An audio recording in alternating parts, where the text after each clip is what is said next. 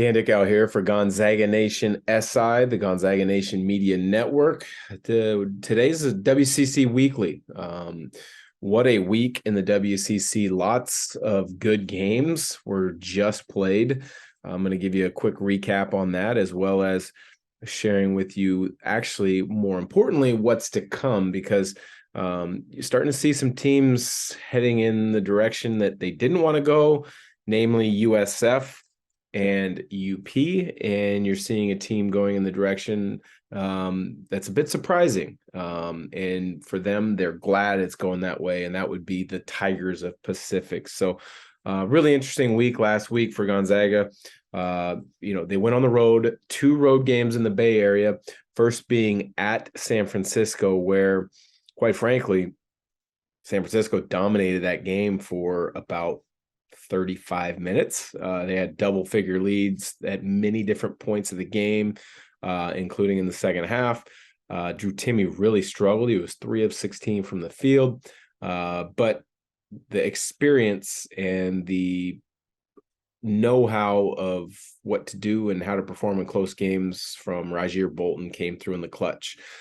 3 threes in the last 5 minutes of the game, and the putback layup with about 7 seconds or so off a Drew Timme miss was the difference. So the Gonzaga goes in to USF, wins on the road by 2 after struggling is the sign of a champion, when you can kind of gut out wins when it's not looking like it's going your way.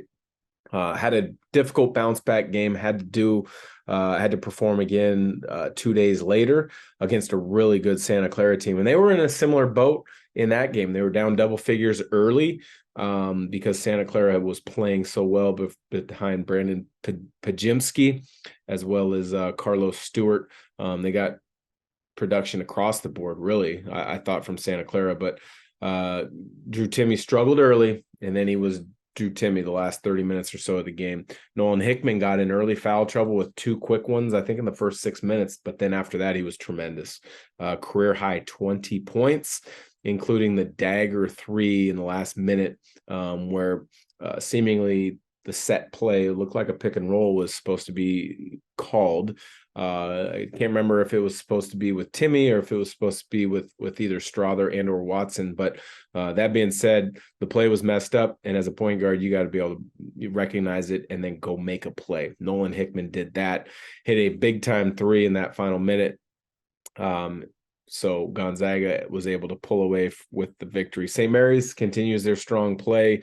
They're sitting at 3-0. BYU at 3-1. Pacific, the upstart that I mentioned, has now won 3 in a row. They are sitting at 3-1 with a chance to really make a statement this weekend. And I'll talk about that in a second when we preview some of the games this week. Santa Clara at 2-2. LMU at 2-2 as well, with a good win by beating BYU. USD, the Toreros, and USF sitting at 1-3, which is really about to be expected for USD in first year under Steve Lavin. Not so for the Dons after their non-conference. I was not expecting a 1-3 start. They've got an enormous week coming up for them. UP, the Pilots, sitting at 0-3, which is a shock and a surprise after some of the bright spots they had early. And then Pepperdine at 0-3. Hard to imagine the talent that Pepperdine hasn't been able to come out with a victory, but they may this week when they go on the road to beat USD. So when you look at it, big picture wise, I think this past week, the game of the week, or maybe the surprise of the week, would be Pacific knocking off LMU beating BYU.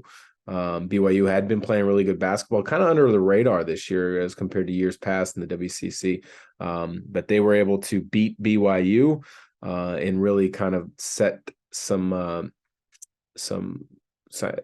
of set the tone as they keep going, because LMU, I think, has been a surprise as well throughout the non-conference. But everybody always looks Gonzaga, and then that second tier, St. Mary's, BYU is usually the team that you think, hey, we can get a win here, and LMU was able to do that. So in looking ahead to this week, it's an important week, because really you start kind of differentiating yourselves from, hey, we got a chance to win the league. Gonzaga and St. Mary's, in my estimation, are the only teams that can rightfully say that.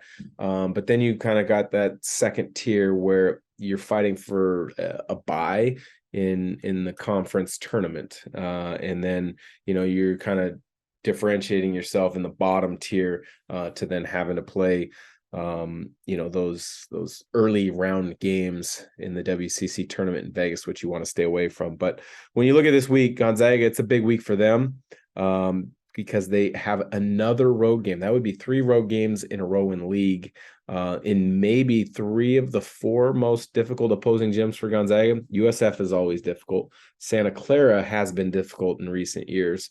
And then BYU is always great. Tremendous crowd support. So they're there, and then they come home to play University of Portland at the end of the week.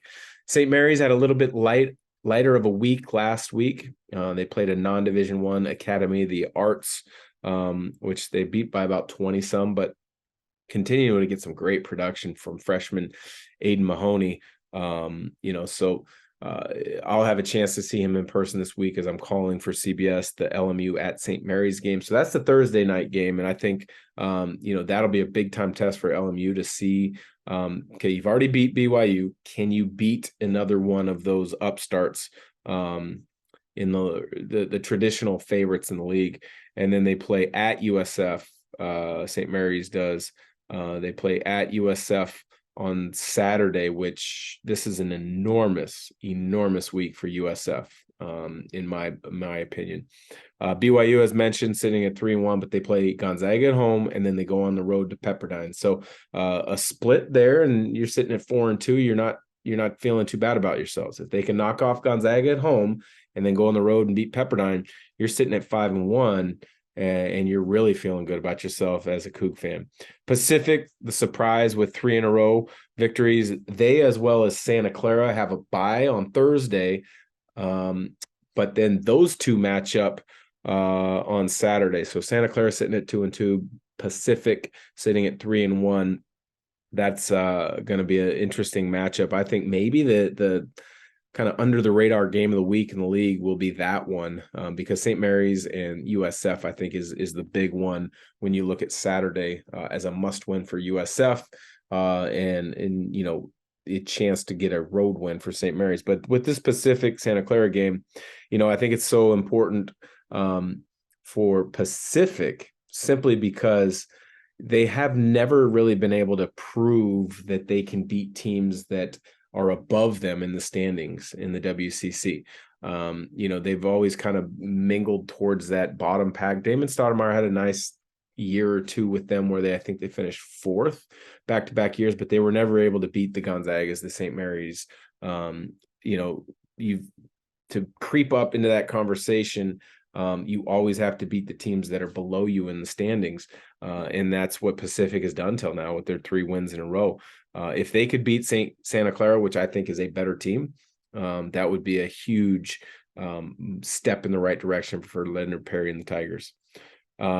We talked a little bit about Santa Clara there, so that's obviously a big game. LMU at 2-2, they beat BYU. They're at St. Mary's, so that's a very important game this week for them. The Toreros sitting at 1-3. They've got to get something going. They play Pepperdine at home on Thursday. So that is one of those ones where you're sitting at home with a game against a team that is talent-wise maybe better than you, but you got a chance to beat them at home and stay above them by 2 games in the standings. That's huge. So that's an important game for USF. To me, they were a potential NCAA tournament team. When you just look at the analytics and the Ken Palm and the net and all that stuff, they were trending to be a tournament team, a possibility tournament team, after that win against Arizona State. Since then, holy cow, it's been difficult in San Francisco. They're 1-3 to start in league. But this is a big one coming up. They play Thursday. They play the University of Portland, who's sitting at 1-3.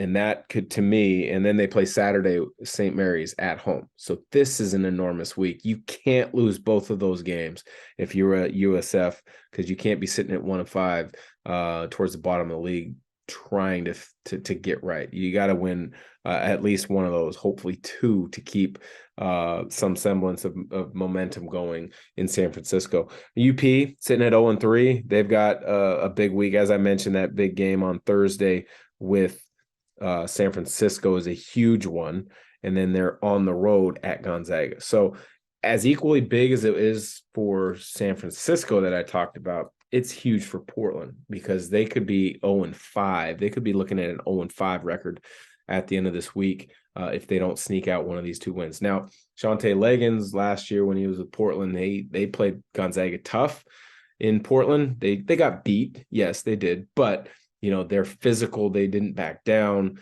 They mucked the game up. They made it an ugly game, but not a nice stretch on the bluff for the Pilots right now. They got to figure that out. And Pepperdine sitting in the bottom as well at 0-3. They got all the talent in the world. They just haven't been able to put things together. You as an outsider, you start looking at, is it the leadership? Is it the ability to make big plays at the right time? What might it be? But they've got 2 road games this week, which doesn't help them. They're at USD, and then they are at BYU. So interesting big week for them. But all in all, the top 2 teams in the league are what I expected, Gonzaga and BYU. The third being, GU and St. Mary's. The third being BYU. I thought they might take a step back this year from what I saw in the non-conference, but that's not the case. Clearly, they have played well and handled business, and we will learn a lot more about them when they host Gonzaga on Thursday. Gonzaga has moved up to 9 in the AP polls. They're at 10 in the coaches poll. When you look at who's receiving votes, St. Mary's is receiving a few. I think they should be receiving a lot more than they're getting, but they're receiving a few. But if you look at the Ken Palm and the net rankings, which are analytically based, being Ken Palm, and then a little bit of analytically based with the net. But the reason the net's so important is because that's what the selection committee for the NCAA tournament uses. They're sitting at 10, and they're above Gonzaga in both of those. So it shows you just how good St. Mary's is. They don't always play a brand of basketball that appeals to a lot of people's eyes. They make things difficult on the defensive end.